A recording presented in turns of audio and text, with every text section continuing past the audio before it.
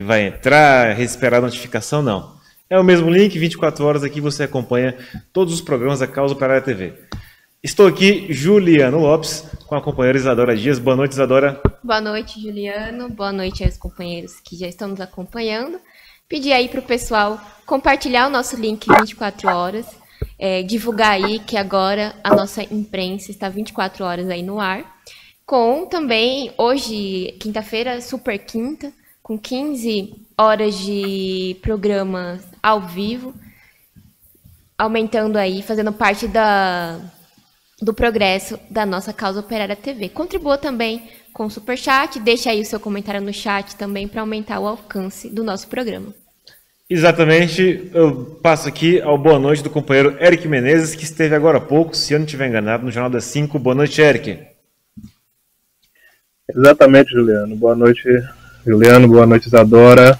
E aos companheiros que estão aí assistindo, que irão assistir mais tarde, é o nosso Tição. Estava mais cedo aí no J5, realmente trazendo as notícias do dia.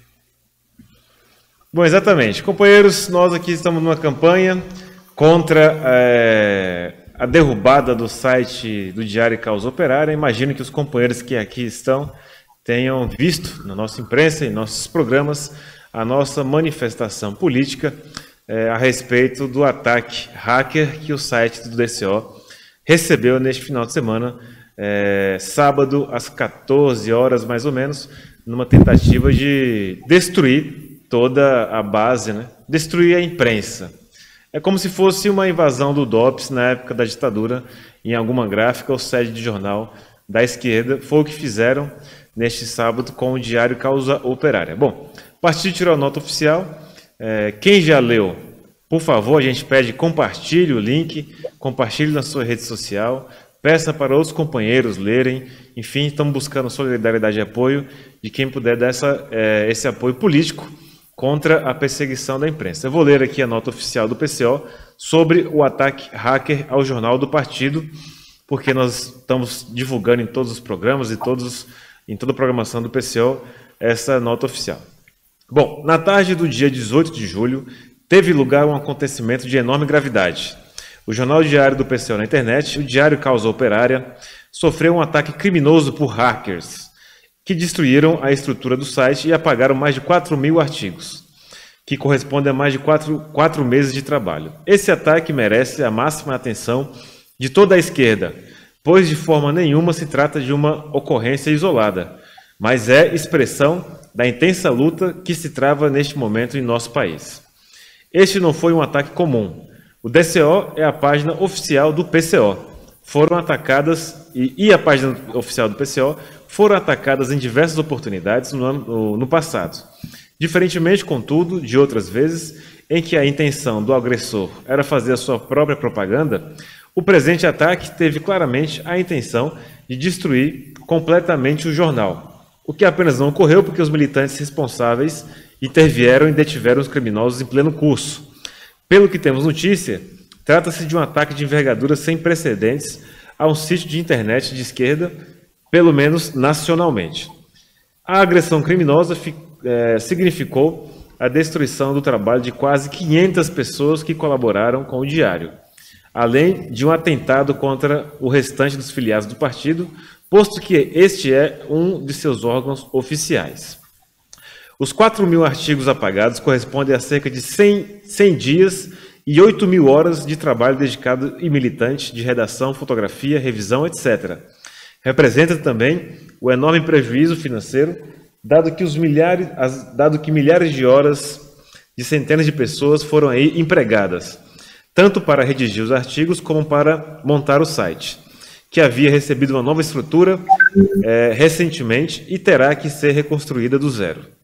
Coincidência ou não, os criminosos invadiram o jornal no momento em que este estava terminando a sua reformulação e estava com a segurança e o backup desguarnecidos. Mesmo assim, estamos trabalhando para recuperar o que foi perdido. É importante destacar que o nosso jornal diário é um dos mais importantes órgãos partidários da esquerda, tanto em termos de acesso, como com quase 1 milhão de visualizações mensais, como pela quantidade e diversidade de artigos, bem como pelo seu conteúdo combativo e revolucionário.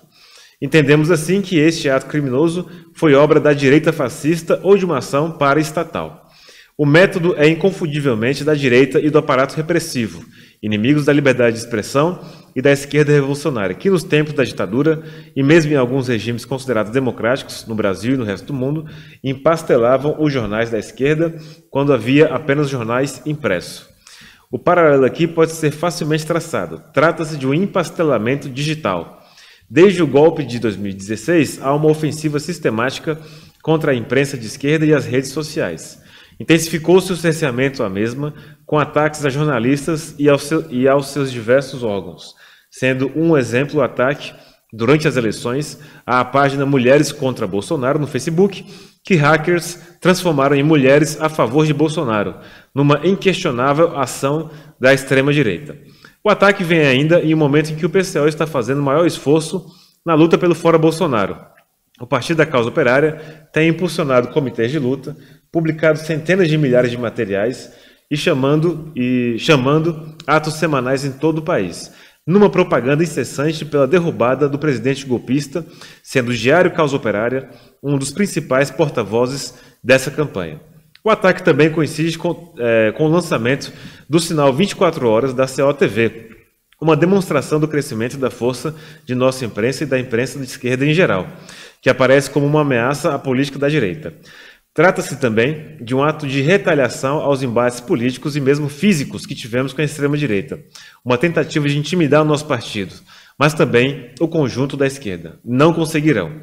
Esse ato sem precedentes se caracteriza por um ataque frontal não apenas aos direitos democráticos em geral, mas particularmente à democracia operária da esquerda, uma característica central do fascismo que é impulsionado pela classe dominante justamente para destruir a democracia operária. A denúncia deste ataque fascista criminoso torna-se fundamental para combater a ofensiva da extrema-direita no país e internacionalmente, e defender tanto a nossa como outras organizações ligadas à luta dos trabalhadores. Pedimos, assim, a solidariedade a todos os setores de esquerda, organizações sindicais, movimentos sociais, partidos da esquerda e também aos órgãos da imprensa progressista. Pedimos que se manifestem publicamente contra este ataque criminoso do fascismo que atinge todas as organizações operárias e populares. Nesse momento é fundamental uma campanha de repúdio a essa ação criminosa da extrema-direita. O PCO vai tanto denunciar amplamente esse ato, como entrar com queixa na polícia para procurar e identificar os criminosos. Conhecendo a parcialidade da justiça capitalista, para tanto, vamos também contratar uma empresa especializada para procurar descobrir a origem desse ataque, pois não podemos confiar nos órgãos do Estado capitalista para solucionar a questão. Para nós, é fundamental tirar essa questão a limpo e encontrar os delinquentes políticos. Pedimos ainda a colaboração de todos para que possamos repor integralmente as perdas sofridas, bem como para reorganizar e fortalecer o nosso jornal. Comitê Central Nacional do Partido da Causa Operária, do qual eu faço parte, São Paulo, 22 de julho de 2020. Aqui a nota oficial do PCO, com relação aos acontecimentos do último final de semana. Creio que é isso. Eu não sei se os companheiros querem comentar. Eu particularmente acho que tem muito a ver com a questão do negro, até pela dificuldade que o movimento negro, a militância negra, teve ao longo da sua história com relação à sua imprensa, seja por dificuldades internas de organização, mas, em especial, por dificuldades e ataques externos que a imprensa negra sofreu ao longo de sua história. Bom, é isso, companheiros, vamos lá. Sim, eu acho importante destacar, companheiros, que o ataque ele foi direcionado ao PCO, né?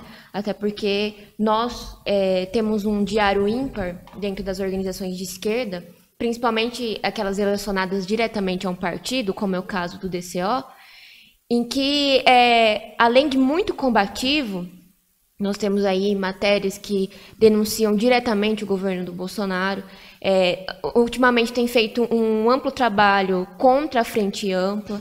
Inclusive, alguns setores da esquerda talvez até não gostem também do nosso jornal, porque a gente denuncia as reconciliações que alguns setores da esquerda fazem com a burguesia. Mas, então, é um jornal muito combativo, mas ele representa a classe trabalhadora. Então, não é um ataque contra o PCO, É um ataque contra a esquerda no geral, contra a organização dos trabalhadores. No DCO, a gente tinha aí uma seção que trazia denúncias relacionadas diretamente ao povo negro, denúncias da violência policial. Então, com certeza, aí há um interesse muito grande em querer destruir esse tipo de jornal, que é muito direto, né, em suas notícias e tem um claro viés aí em defesa aos trabalhadores, coisa que nós vemos aí em pouquíssimas imprensas, mesmo aquelas ditas de esquerda, às vezes deixam desejar o teor de crítica, o teor de notícias combativas.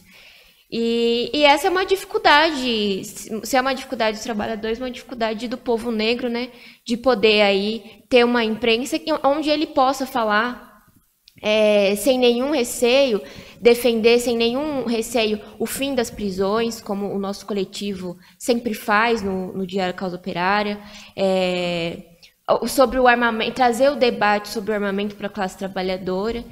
Então, esse ataque também representa um ataque à imprensa negra, né? Porque ali a gente desenvolvia também a campanha, as reivindicações que o nosso coletivo defende.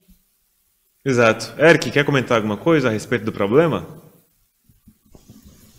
Não, só reforçar a importância, né, da imprensa revolucionária, que representa o DCO, né, e a imprensa que o Partido da Causa Operária tem difundido, né, através dos outros veículos também, mas no caso aí do ataque ao DCO, é um claro ataque à política revolucionária, né, a política que não faz conciliação com a burguesia, que não faz negociata, né, com a burguesia e com a direita, e é por isso que há esse ataque, né. Quando há um meio de negociar, de comprar políticos e lideranças e etc., é feito esse meio, é usado esse meio. Mas com militantes revolucionários, que é o caso do PCO, não porque a coesão ideológica e a adesão ao programa do partido é que sustenta toda a atividade,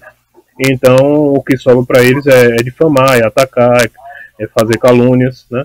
Então, é um ataque realmente criminoso à classe trabalhadora, e a gente pede aí ao pessoal que divulgue a nota, né, compartilhe, faça aí também, deixe seu apoio, né, aí ao DCO, né, porque, como a gente tem frisado, é a imprensa da classe trabalhadora e representa também o povo negro. Sim. Perfeito. Bom, tá aí registrado o repúdio, né? Enquanto coletivo de negros do partido, nós também tomamos aí assinamos embaixo a nota oficial do partido, e até eu acho que é o caso de tirarmos do próprio coletivo uma nota uma nota oficial do coletivo a respeito desse ataque abertamente fascista. Como eu disse, inclusive no sábado eu era um dos plantonistas do DCO. Você tem a nítida impressão que você estava voltando a 64, 85. Somem os arquivos, somem a imprensa, somem os meios de fazer a imprensa, né? Os plugins, as coisas que lá estavam colocadas, mas enfim, a nota oficial do partido dá conta dessa denúncia e bola para frente, né? Bom, eu queria começar com nossas datas históricas. Você não quer puxar a primeira data, Eric? Sim. Ontem, né, o dia 24 de julho... Não, desculpe. Dia 23. Hoje mesmo. Hoje comemora-se o nascimento, né, aniversário de nascimento do Haile Selassie, né, que é conhecido aí com a alcunha de Rastafari, né.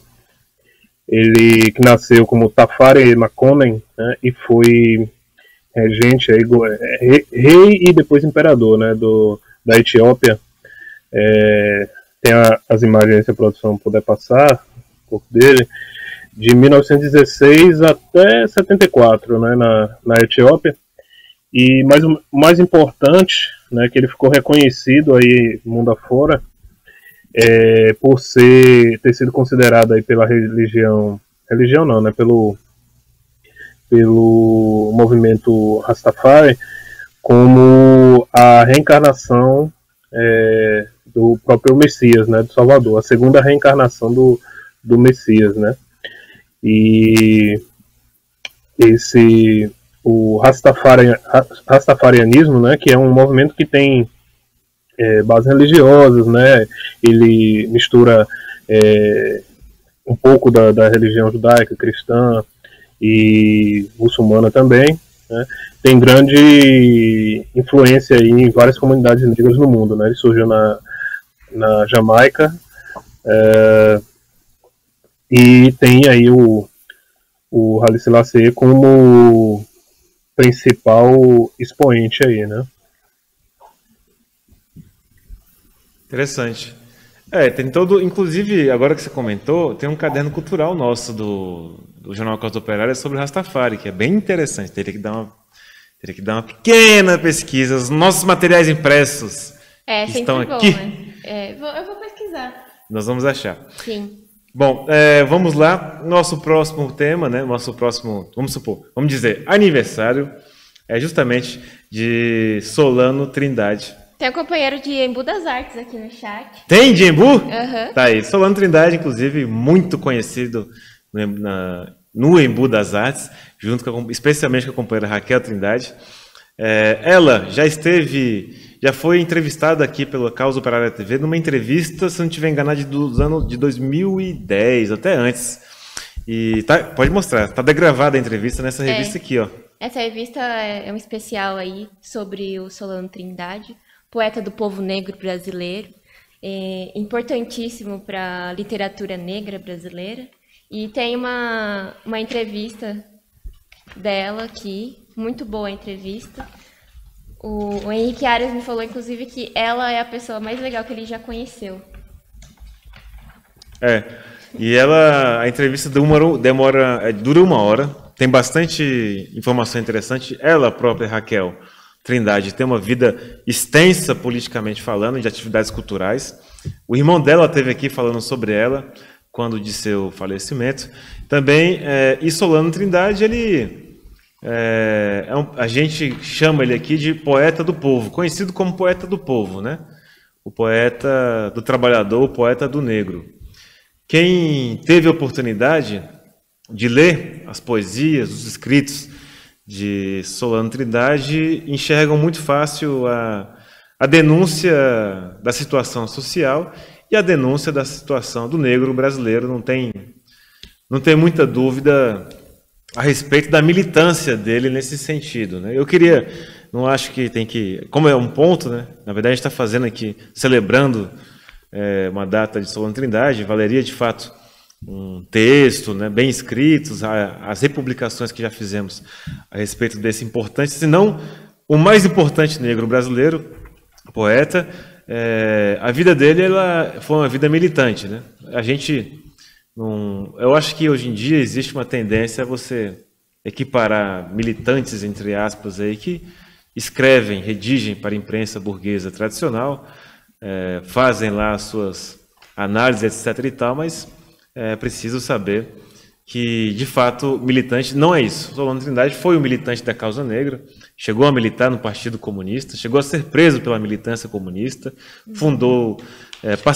participou da fundação do Teatro Popular, teve uma participação, e aí que eu acho interessante para o tema que a gente falou um pouco no começo, teve uma participação fundamental na criação e no desenvolvimento da imprensa negra brasileira. Ele, como escrevia muito bem, né, viajou para fora do Brasil, participou de simpósios, conferências, enfim, foi um típico militante negro brasileiro, e a sua poesia é de se destacar.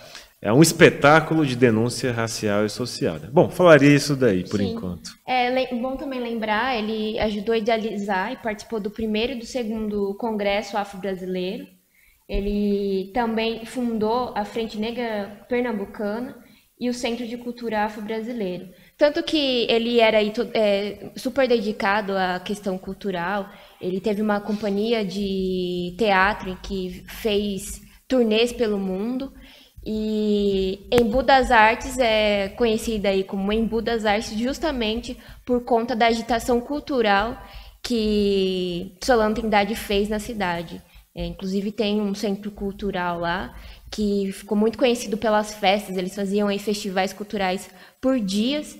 E ele também destaca-se, né, por ter uma forte ligação com o movimento operário, né? Os poemas dele faziam muito sucesso com os trabalhadores, tanto que tem o poema Tem Gente com Fome, que fez muito sucesso entre os trabalhadores. Então, mostrando aí que o caráter da arte de Solano era para a classe operária. Posso ler só um... Isso, acho que tem que ler mesmo. Tem o Eita Nego. Quem foi que disse que a gente não é gente? Quem foi esse demente? Se tem olhos, não vê. Que foi que fizeste, mano, pra tanto falar assim? Plantei os canaviais do Nordeste. E tu, mano, o que fizeste? Eu plantei algodão nos campos do Sul, pros homens de sangue azul que pagavam o meu trabalho com surra de cipó pau. E os poemas do Solano são todos assim, né? Mostrando a participação do negro no trabalho, os castigos corporais que os negros recebiam, mostrando também aí a sua raiz popular. Ele fazia questão de destacar. Eu vou ler mais um poema que chama Orgulho Negro. Eu tenho orgulho de ser filho de escravo. Tronco, senzala, chicote, gritos, choros, gemidos. Ó, que ritmos suaves. Ó, como essas coisas soam bem nos meus ouvidos. Eu tenho orgulho em ser filho de escravos. Ele, num poema aí, em relação a se orgulhar de ser negro, ele faz aí uma direta crítica ao tratamento que os negros sempre receberam. Bom, os poemas, eles são lindos demais. Essa revista aqui tem alguns. Vocês podem aí comprá-la na loja do PCO, revista João Cândido, uma imprensa negra e revolucionária. Tá aqui, exatamente. Então, por isso mesmo, a menção ao companheiro Solano Trindade. Vamos lá, Eric, quer comentar? É muito bom, você vê como é visceral a obra dele, né? E clara, né? Traduz os poemas na realidade do trabalhador, né? Eu gosto desse tipo de poesia. Sinceramente, eu prefiro até a literatura que me satisfaz melhor o realismo, né? De Machado de Assis, por exemplo. E quando eu vejo poemas desse tipo de poetas negros sendo tão assim visceral, para mim eu acho que é o que mais dá identidade, né? Tendo em vista tudo que a gente vive hoje, né? Porque tudo bem, você abordar uma visão, vamos dizer assim, lúdica ou idealizada da situação, mas convenhamos, você idealizar não vai resolver a situação, né? O que vai, vamos dizer assim, levar a população a encontrar saídas, né, principalmente o trabalhador e a população negra, encontrar saídas para os seus problemas, é entender a realidade, né? Entender cada vez mais. Eu acho que quando a arte é dessa forma e denuncia e deixa claro como é a exploração, como é o sofrimento, eu acho que ela ajuda na organização da população, no caso do povo negro. Muito bom. Exato. Beleza. Eu queria só encerrar aqui o ponto do Solano com um poema que eu já li aqui na Casa Operária TV umas 25 vezes. Vou ler de novo, que ele é bom, que o Solano Trindade ele era bem esclarecido politicamente, né? E ele diz assim a respeito do... Vocês vão entender do que eu estou falando. Bom, o poema se chama Negros. Começa assim. Negros que escravizam e vendem negros na África não são meus irmãos. Negros senhores da América, a serviço do capital, não são meus irmãos. Negros opressores em qualquer parte do mundo não são meus irmãos.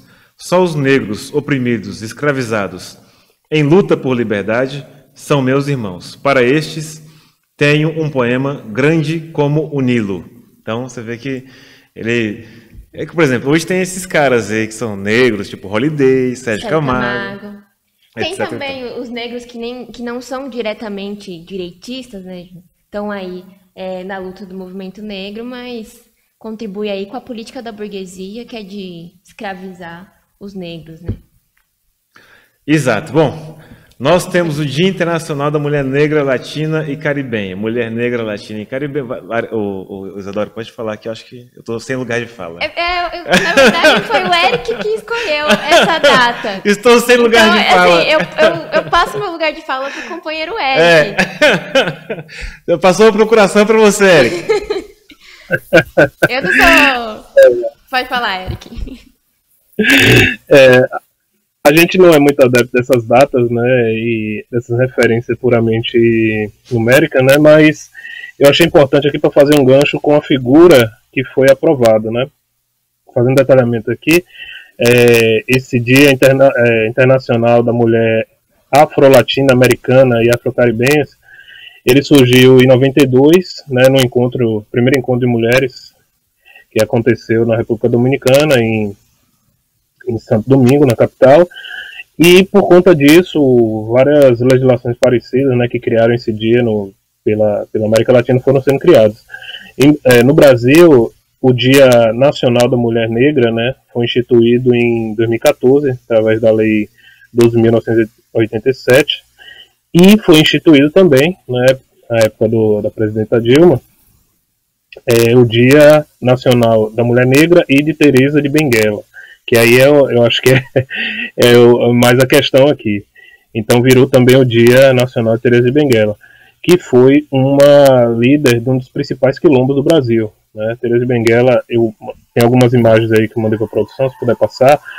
Ela realmente liderou, né? Era chamada de a Rainha Teresa, né? No quilombo, quilombo do Piolho, na região, ou era o quilombo do Piolho ou Caritererê, na região do Rio Guaporé, né, ali na região próxima à fronteira com a Bolívia, né, que hoje fica perto da cidade, na região onde é a capital Cuiabá. E ela tocava mesmo o quilombo, foi uma mulher de referência mesmo, né, e é a oportunidade de a gente falar novamente, né? Porque os quilombos são completamente esquecidos aí na história do Brasil colonial, né? E integram essa campanha que é feita aí contra a luta do povo negro, de dizer que não teve luta, que o escravo não lutava e tudo mais. Os quilombos, né? Inclusive esse que ela dirigia, tinham armas, né? Que eram roubadas, que eram fabricadas, eram roubadas dos senhores das fazendas, e eram fabricavam ferramentas também nesse quilombo, e eles se defendiam, né? Então, outra coisa que a gente fala muito, que existiu milhares de quilombos, né, pelo Brasil. Não foi um aqui ou acolá, como querem nos fazer acreditar. E isso demonstra o tamanho da luta dos escravos, né, brasileiro, do povo negro no período colonial. Usou bem o lugar de fala que eu te dei, Eric. Bom, continuando aqui a nossa pauta, agora é importante a gente destacar aqui, nós do coletivo João Cândido, né, junto com o Partido da Causa Operária, nós somos aí, lutamos pelo fim das prisões. Quando começou a pandemia, nós lançamos um programa aí para enfrentar a crise que a pandemia causaria, e uma das reivindicações era libertar todos os presos não perigosos, pois a gente sabia aí que a situação dentro dos presídios seria muito crítica, e infelizmente, de fato, a situação está muito grave nos presídios, tanto que nesse mês houve um aumento aí de quase 100% do número de casos confirmados dentro dos presídios, somando então aí quase 14 mil casos de coronavírus, com 71 mortes. Só que assim, né? Se aqui, fora dos presídios, quase ninguém consegue fazer teste, imagina dentro dos presídios, sendo que os governantes não consideram as pessoas presas nem como gente, né? Eles não consideram a gente aqui que está livre como gente. Imagina esse pessoal que eles colocam aí dentro dos presídios para torturar e tratar super mal esse pessoal.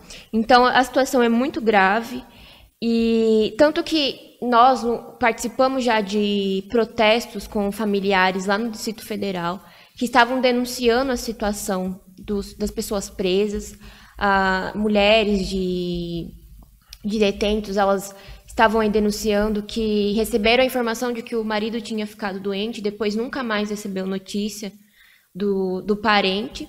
E lá em Minas Gerais também tem se levantado aí um movimento de familiares denunciando a situação gravíssima dentro dos presídios. Inclusive, eles estão denunciando aí que há casos de tortura, maus tratos com as pessoas presas. Eles não têm informação, as famílias não estão podendo entregar uma cesta que eles chamam de jumbo, que é uma cesta com comida, com roupa para as pessoas que estão presas, porque é uma mentira que é divulgada aí, que as pessoas presas dão muito gasto para o Estado.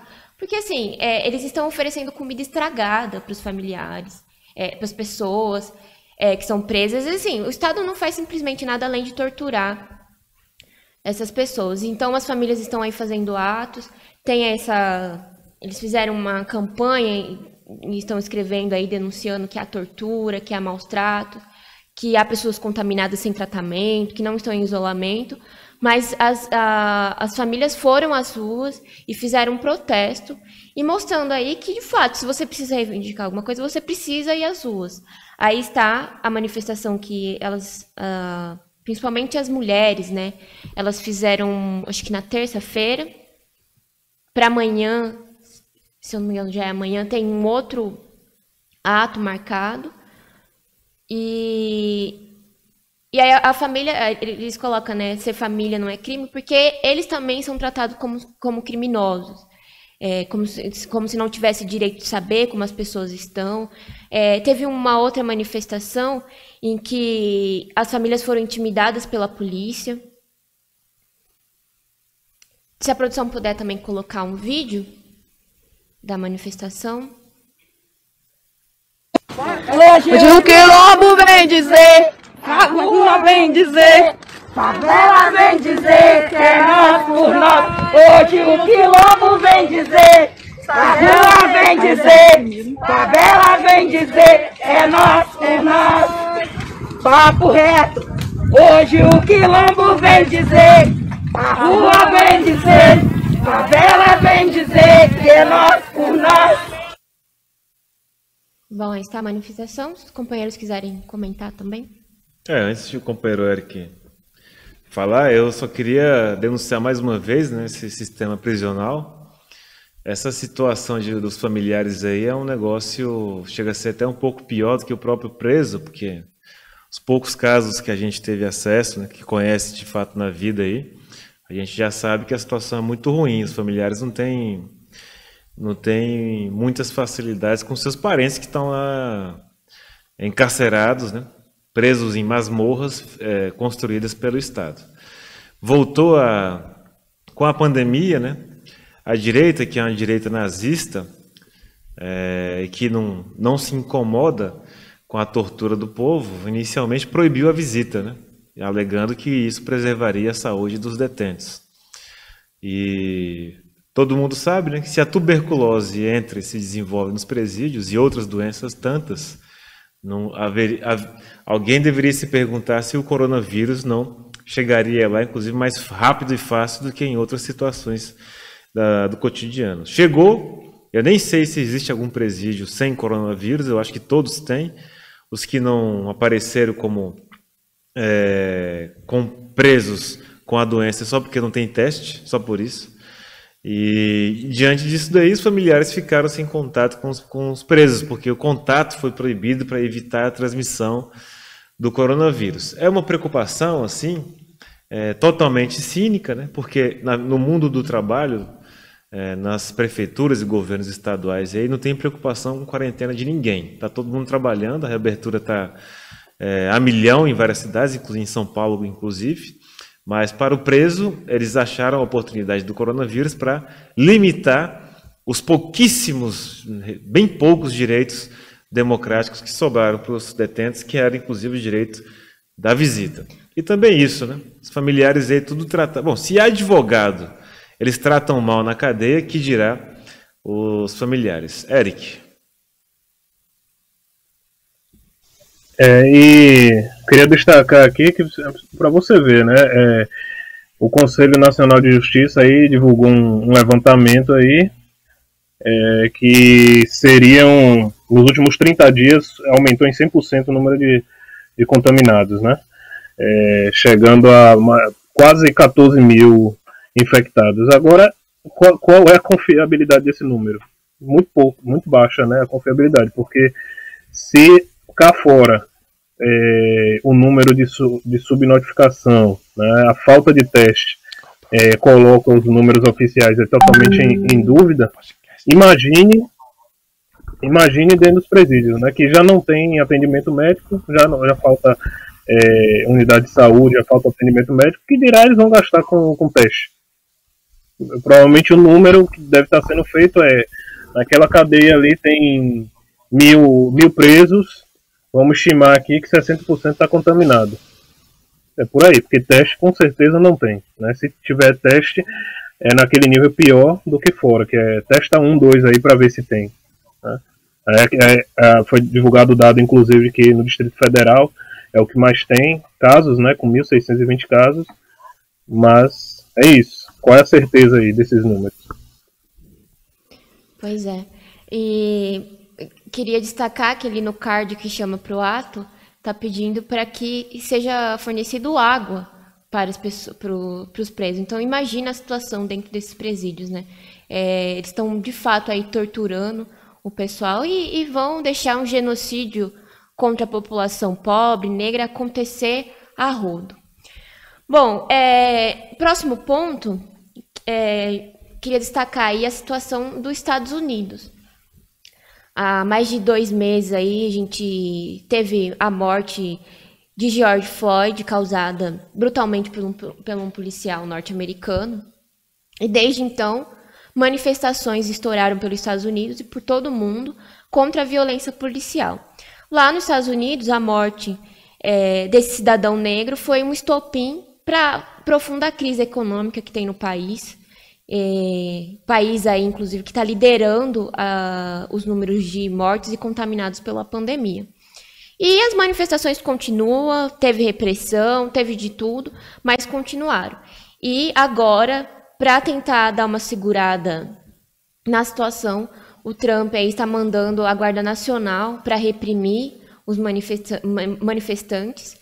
E em destaque aí trouxemos as manifestações em Portland, onde aí tem o forte aparato federal para reprimir a população, mas mesmo assim eles não estão dando conta de reprimir. As manifestações ainda são enormes, muito combativas. Você pode ver ali, tem 2 cadeirantes que estão participando da manifestação. Então lá não tem aquela história, não pode infiltrados na manifestação, não pode violência, não pode porque tem uma pandemia, não pode porque tem que ficar em casa para ninguém se contaminar. A situação é crítica, o desemprego nos Estados Unidos está altíssimo, então a população claramente vê que só tem uma situação que é lutar e lutar nas ruas. Aí está uma foto de um soldado aí, de um agente da Guarda Nacional apontando uma arma diretamente para um fotógrafo, que eles atacam todo mundo. Não quer saber se você está trabalhando como repórter, se você está se manifestando, se você está passando ali na calçada. E é bom lembrar que toda essa desculpa aí seria para proteger, além das estátuas, tudo bem que a gente tem um debate aí sobre as estátuas, mas o Trump está usando aí que seria para defender as estátuas, defender os prédios e tal. E isso daí justificaria a presença da frente da Guarda Nacional. Há imagens umas imagens fortes que mostra manifestante sendo atingido na cabeça com não é arma letal, mas armas que causam aí danos à pessoa. Não é arma letal, é arma que mutila, arranca olho, arranca cabeça. Exato, Eles estão usando essa porque é quase também uma situação de tortura, né? Torturar a pessoa que está ali manifestando. E aí também, depois pedir para a produção colocar em seguida, tem o vídeo da manifestação, e a Guarda Nacional reprimindo. E aí também lá está criando um movimento que chama Muro das Mães. Mães estão fazendo um muro, uma proteção, uma frente de proteção aos manifestantes. E elas estão intimidando os soldados, né? Você vai atirar em quem poderia ser a sua mãe, mostrando aí que tem uma radicalização de todos os setores da sociedade, né? Não são só os jovens, não são só os negros, mas as mulheres, as mães. Isso, inclusive, me fez lembrar a Revolução Russa, né? Que foram as mulheres aí operárias que fizeram frente. Bem que é uma condição diferente, mas é uma situação tão crítica, né, que todo mundo, vocês viram na imagem, né, cadeirante simplesmente vai nas ruas se manifestar contra a violência, contra a situação crítica, que é resultado aí dessa política da extrema-direita, do neoliberalismo. Produção, solta aí os vídeos e aí eu passo para os companheiros comentarem.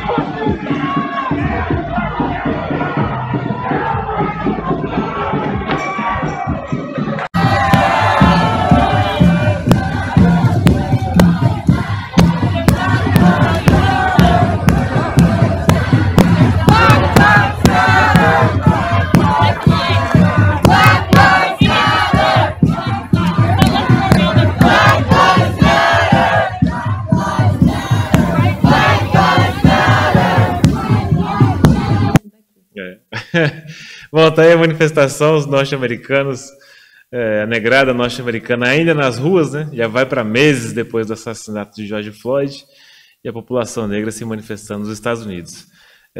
Só destacar uma questão que eu considero importante.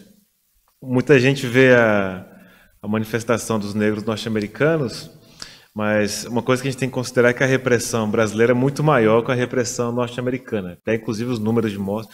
Se mataram George Floyd tem 2 meses, em 2 meses só a polícia de São Paulo matou 280 pessoas aqui, só aqui em São Paulo. Pra vocês terem ideia como é que a situação da repressão é muito maior.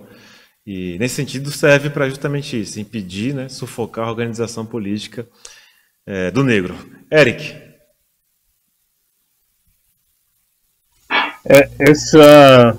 Essa onda de protesto nos Estados Unidos, que tem durado aí praticamente 3 meses, né? Tem muita coisa a gente a falar.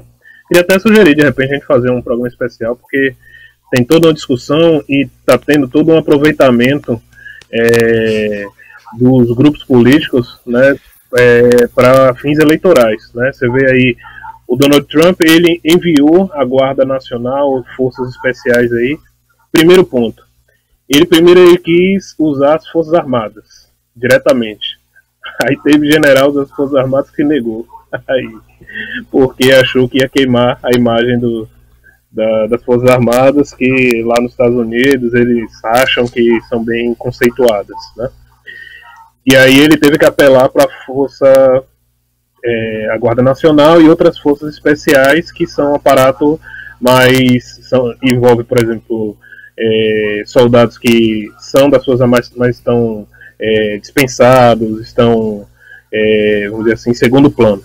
E aí conseguiu mandar para uma série de cidades agora na segunda-feira, inclusive Portland, e outras cidades também que estão tendo manifestações constantes, né? Aí a gente destacar o caráter radicalizado dessas manifestações, né? O pessoal realmente pede o fim da polícia, pede o fim dos governos, faz ocupação. Em Portland mesmo teve uma ocupação de um parque, né? O pessoal tentou fazer uma zona autônoma, como teve em Seattle, a zona autônoma da polícia. Durou pouco mais de uma semana, a polícia foi lá, baixou o cacete, todo mundo, tirou todo mundo de lá. E essas imagens aí que a gente viu, principalmente no primeiro vídeo, é a Guarda Nacional, que se instalou lá no Palácio da Justiça, lá, né, que é tipo um fórum da cidade, um prédio gigantesco, e está utilizando como um quartel-general para atacar o pessoal da manifestação, o principal bairro ali de manifestação. Eles saem, disparam bombas de gás lacrimogêneo, bomba sônica, saem blindados, atirando nas pessoas. Inclusive, aí outra denúncia, essas coisas a gente precisa aprofundar. Assim como aconteceu em Minneapolis e em Seattle também, os prefeitos que são do Partido Democrata, que são do Partido Democrata, né, como é o dessas três cidades, no caso Portland também, eles estão fazendo demagogia com as manifestações. Aí ontem esse prefeito foi lá, foi da manifestação, desceu lá, quis fazer foi vaiado até dizer chega, mas ficou lá fazendo foto. Aí a Guarda Nacional saiu de novo, tacou bomba em tudo que é lugar, e ele obrigou os seguranças dele e ele tomaram gás lacrimogêneo lá na cara e tiveram que sair. E a gente viu o que aconteceu também com o prefeito de Minneapolis, né, que ele foi lá disfarçado, querendo dar apoio, solidariedade, e o pessoal expulsou ele da manifestação, né? Falou se ele ia acabar com a polícia ou não. Quando ele respondeu que não, porque não tinha como, expulsaram ele. Então tá tendo essa disputa aí que já é uma prévia eleitoral, né? Tipo, democratas versus republicano. E aí outra denúncia, esse movimento Black Lives Matter aí, que é um movimento político bancado por muitos capitalistas aí, ele tem chamado apoio aí de manifestantes e tudo mais à candidatura do Joe Biden, né? E a gente tem denunciado que o Joe Biden não é nenhum esquerdista, nenhum candidato popular que vá realmente trazer nenhuma solução para a comunidade negra dos Estados Unidos, né? E tem semelhança também com a situação nacional. É importante a gente denunciar isso aí, como a gente tem feito no Diário da Causa Operária.